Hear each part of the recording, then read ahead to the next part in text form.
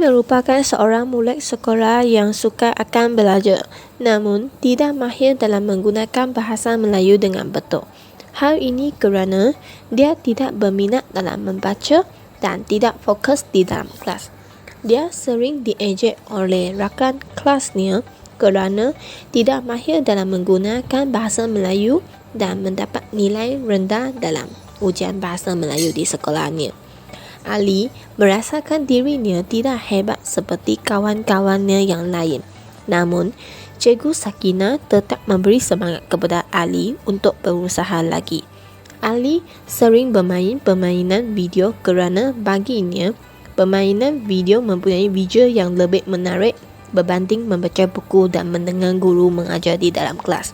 Oleh itu, guru mata pelajaran Bahasa Melayu Ali iaitu Cikgu Sakinah mencari pendekatan untuk meningkatkan kefahaman Ali terhadap mata pelajaran Bahasa Melayu dan membantu Ali meningkatkan kemahiran dalam menguasai Bahasa Melayu.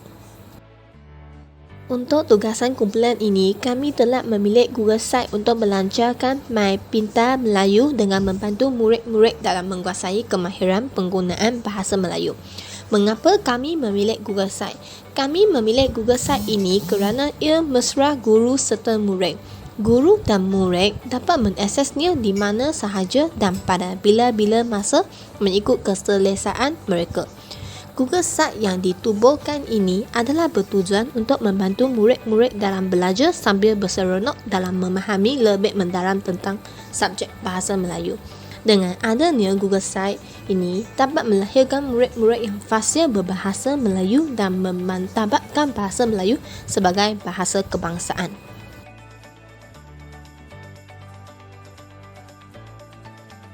Saya akan menerangkan kaedah penggunaan My Pintar Melayu.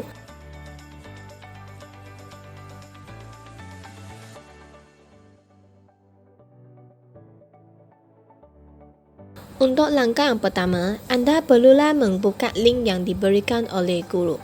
Link yang diberikan akan membawa murid-murid ke dalam laman web Google Site. Halaman utama dipaparkan iaitu mengandungi bahagian-bahagian yang dibahagikan mengikut topik oleh guru-guru mata pelajaran Bahasa Melayu. Lampiran senarai mengikut topik disediakan pada bahagian tersebut.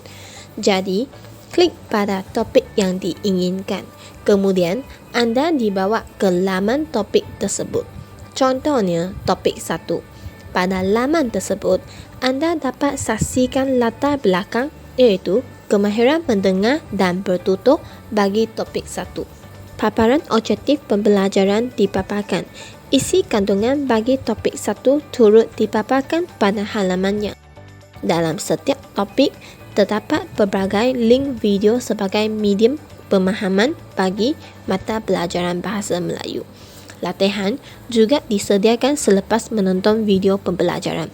Antara latihan yang diberikan melalui aplikasi Wordwall dan Canva.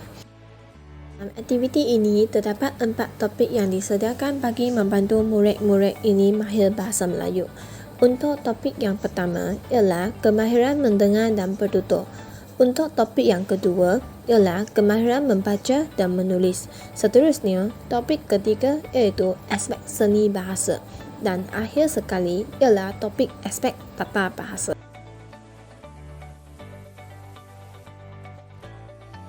Dalam topik-topik tersebut, murid-murid dapat menguasai dengan lebih mendalam tentang Bahasa Melayu serta dapat mengaplikasi Bahasa Melayu dalam kehidupan seharian. Topik-topik yang kami sediakan ialah topik yang bersesuaian dengan murid-murid sekolah rendah yang belum menguasai Bahasa Melayu. Dengan adanya Google Site ini, murid-murid dapat mempelajari Bahasa Melayu di mana-mana sahaja. Hal ini kerana Google Site yang ditubuhkan oleh kami dapat diakses dengan mudah oleh murid-murid tanpa perlu mendaftar dengan lebih mendalam. Ia juga merupakan projek yang ditubuhkan untuk membantu murid-murid yang kurang berkemampuan dari segi kewangan ketika belajar kerana Google Site ini adalah sistem pembelajaran percuma kepada murid-murid. Setiap topik yang disediakan adalah kemahiran asas dalam menguasai Bahasa Melayu. Topik-topik ini merangkumi kemahiran asas mata pelajaran Bahasa Melayu yang dapat melahirkan murid-murid fasih dalam bahasa Melayu. Tujuan penubuhan My Pintar Melayu adalah untuk membantu murid-murid dalam minat belajar bahasa Melayu.